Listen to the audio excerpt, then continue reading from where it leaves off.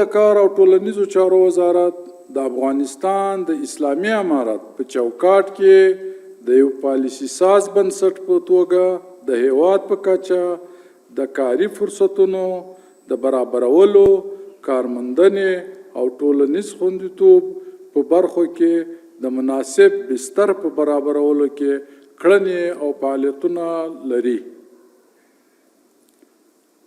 دوهم، د کار او ټولنیزو چارو وزارت هوډ لري چې خپل کاري موخې د افغانستان اسلامي امارت له اصولو او پالیسیو سره سم او د هیواد د نافذه قوانینو او مقرراتو په رڼا کې د بهتره خدماتو په وړاندې کولو سره د مختلفو اقشارو د ټولنیز ژوند او هوساینې د کچې لوړولو لپاره خپل خدمات تنظیم او عملی کړي. دریم،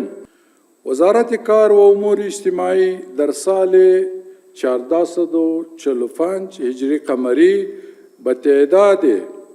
74738 تن در مرکز و ولایات از مراکز فنی و حرفوي امارتی و غیر امارتی فارغ نموده است. چهارم، وزارت کار و امور اجتماعی به اتباع داخلی کشور و اتباع خارجی به تعداد 122,136 تن جواز کار توزیع نموده است. پنجم، وزارت کار و امور اجتماعی به تعداد 6,341 تن اطفال ایتام و بی سرپرست ذکور و اناس را در روزنطنهای امارتی تحت پرورش و تربیه قرار داده اند. شپږم، د کار او ټولنیزو چارو وزارت له مختلفو ادارو سره د تفاهماتو په نتیجه کې 8,02,252 تنو د بېوزله کورنیو له غړو سره د ټولنیز خوندیتوب سکتور د غونډو له لارې چې مشري د کار او ټولنیزو چارو وزارت کوي مرستې او د ماشومانو ملاتړ حمایت کړی ده. اوم، د کار او ټولنیزو چارو وزارت د هیواد په کچه امارتي وړکتونونو کې 10,290 تنو ماشومانو ته د ښوونې او روزنې زمینه برابره کړې ده. اتم، د کار او ټولنیزو چارو وزارت په هیواد کې د بیکاري کچې د کمښت په موخه د ارګ په سلام خانۍ ماڼۍ کې د کار ملي کانفرنس ترسره کړ چې ولله الحمد ډیره مثبته نتیجه لرله او ډیرې لوی لاسته راوړنې شوې. په هیواد کې د بیکارۍ کچې د کمښت په موخه د ارګ په سلام خانۍ ماڼۍ کې د کار ملي کانفرنس په لاره واچول شو او پکې له 15 امارتي ادارو سره هوکړلیکونه لاسلیک شول چې په هغه کې د 1.5 میلیون کسانو ته په راتلونکو 15 کلونو لپاره په مستقیم او غیر مستقیم ډول د شغلونو د ایجاد ژمنې واخیستل شوې چې په هیواد کې دا یو بېمخینی کار و. بهر ته د افغان ماهرو کارګرانو د نظام په تړاو د قطر شاهي دولت او فدراتیف روسیې ته د کار او ټولنیزو چارو سرپرست وزیر سفر چې له قطر هیواد سره ابتدایي تفاهم ترلاسه شوی، همداراز له متحده عربي اماراتو سره هم په دې تړاو بحثونه او د هغوی له لورې ژمنې اخیستل شوي دي. د اماراتي ادارو همکارو مؤسساتو په همغږۍ او د کار بازار اړتیاو سره سم په مختلفو رشتو او حرفو کې د 4,938 تنو هیوادوالو لپاره د فني حرفوي زده کړو زمینه برابره شوې ده. د هیواد په کچه کورنیو وګړو ته 1,18,955 قطعې او بهرنیو وګړو ته 3,381 قطعې د کار جوازونه ویشل شوي دي چې له هغې ډلې 8,352 قطعې په مرکز یعنې کابل او 8,403 قطعې په ولایتونو کې توزیع شوي دي. د کارموندنې 19 خصوصي شرکتونو څخه نظارت ترسره شوی، د یادو شرکتونو د فعالیت جوازونه تمدید شوي، د کارموندنې د 2 نورو خصوصي شرکتونو ته نوي جوازونه ورکړل شوي او 2 نورو ته مسند جوازونه توزیع شوي دي. د فني او حرفوي زده کړو په ډګر کې بوختو 15 مؤسساتو ته د فعالیت جوازونه ویشل شوي او د 4 نورو د کار جوازونه تمدید شوي. دا په دې معنی چې اوس په افغانستان کې د اسلامي امارت پر راتګ سره د کار بازار د غوره تنظیم په موخه باندې یاد مؤسسات خپل سري فعالیتونه نشي کولای او د فني او حرفوي زده کړو په برخه کې د مکلف دي چې د کار او ټولنیزو چارو وزارت څخه د فعالیت جواز ترلاسه کړي. په خپل وخت هیوادوالو ته د کار او ټولنیزو چارو وزارت د فعالیتونو لاسته راوړنو په اړه د وزارت له ادرسه او هم د رسنیو له لارې معلومات او اطلاعات شریک شوي دي چې په دې برخه کې د رسنیو هغه مسؤلیت چې کوم ورته متوجه ده په ښه توګه د کار او ټولنیزو چارو وزارت سره په ښې همغږۍ دا چاره پر مخ بولې ده. په تیر کال کې مو له 8 ملي او نړیوالو مؤسسات سره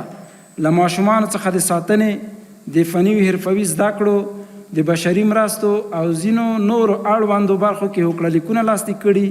چې په نتیجه کې 15,000 تنه هیوادوال ورڅخه مستفید او 3,000 تنو ته د کار زمینه مساعده شوې ده. د هیواد په 7 ځایونو کې د کار بازار مطالعې له لارې د ځوانانو شغلي وضعیت، د کار ځواک ته د کوچنیو منځنیو او لویو تشبثاتو د اړتیاو تشخیص او پیژندنه، د فني او حرفوي زده کړو د مرکزونو له لارې د کار بازار ته د ماهرو کارګرو عرضه او د 15 غوره او زیات مزد لرونکو شغلونو تشخیص ترسره شوی چې په همدغو منتخبو او له تحلیل او تجزیې څخه وروسته دغه کومې حرفې چې انتخاب شوي دي په همدغو حرفو کې د کار او ټولنیزو چارو وزارت په مرکز کابل او ټولو ولایتونو کې په خپلو اړوندو فني حرفوي زده کړو کې مرکزونو کې هیوادوالو ته یاد پروګرامونه دایر کړي او اوس هم د جریان په حالت کې دي. د کارموندنې لپاره بهر ته د افغان کارګرو د اعزام په موخه بهرنیو چارو وزارت سره په تفاهم 9 عنوانه هوکړه لیکونه په پښتو، دري او انګلیسي ژبو ترتیب او د نهایي کېدو لپاره یې له یاد وزارت سره غونډې جوړې شوي دي. البته په دغه برخه کې پخواني کوم تفاهمات چې د خبرو په کچه بحثونه شوي وو، دغه تفاهمات راټول شوي دي او په 3 ژبو باندې دغه مسودې ترتیب شوي د بهرنیو چارو وزارت ته سپارل شوي ترڅو په راتلونکي کې دغه برخه له ډیپلوماټیکو چینلونو لخوا تعقیب شي. په خصوصي سکتور کې له کار څخه د رامنځته شویو اختلافاتو دوسیو ته رسیدنه شوې. د کارموندنې خدماتو د مرکزونو د ارقامو له مخې د مرکزونو تیر کال 2254 تنو ته د کار زمینه برابره کړې ده. د بهرنیو وګړو د استخدام په موخه د هیواد په کچه 108 ادارو او شرکتونو څخه مراقبت او هغوی ته لازم هدایت او لارښوونې ورکړل شوي دي. د کار په برخه کې په هیواد کې د کارپنځونې او بیکارۍ کچې د راټیټولو په منظور د کار ملي کنفرانس د ژمنو تعقیبول چې په دې کې ژمنې شوي دي، تعهدنامې تفاهمنامې پکې شوي دي، د هغې تعقیب کړي او انشاءالله هغه هدفونه چې ټاکل شوي لاسته ورځي. دوهم، د اقتصادي، ټولنیز او صنعتي سکتورونو څخه د کار بازار اړوند د اطلاعاتو او ارقامو د راټولونې په موخه د هیواد په اوږدو پاتې ولایتونو کې د عملیاتي ګروپونو تنظیمول او د کار بازار د مطالعې سیستم یعنی لیبر مارکیټ انفارمیشن سیستم فعالول دا فعالي. څلورم،